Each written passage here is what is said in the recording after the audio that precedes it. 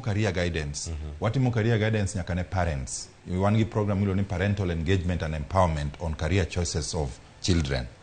Yeah, nikech gine magidhi chulo ni fees, gimbe samoro ging'eyo gik moko minyalo kia. Koro career guide choice en discussion mubedo godo openly. Iwacho gimidwaro, janyuol wacho gimodwaro, inyalo chaka penjo kata ng'at machielo bende. Mago eko watimo. Kaito wa visit schools, wa offer career guidance ne students. Koro, but most importantly, en nyathi madhi somo cha. En modhi timo career.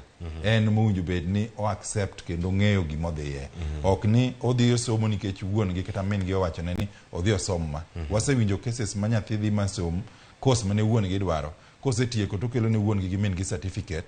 Kaito koni mama ma mano dwa nadhi asomo matieko. Koro adok timo gima nadwaro cha. Adok timo music mana koni nadwaro cha. Maruni asetimo matieka wenu.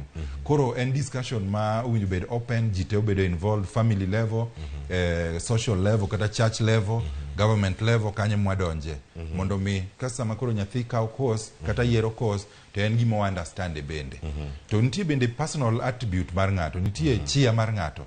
Nitie ng'ato masa moro koneno kata mna kama ing'ade gweno kama, togo wimo jajnya jaja. Mano okinyal kero no dhio tim medicine kata nursing nikech odhi kuoyo wounds odi tiyo gi joma tuo. To nitie jomoko mohero timo gik moko. Koro kalore bende gi interest mar ng'ato. Bende mano bi tiyogo kuom guide ni to course mane maber kodi. Interest mariti dwa timang'o. Kamano. Erokamano ahinya daktari. John Oluoch kuom thuma to kodwa okinyi makawuono. Erokamano. Nyakora mge jwang'in bende en moro wak pile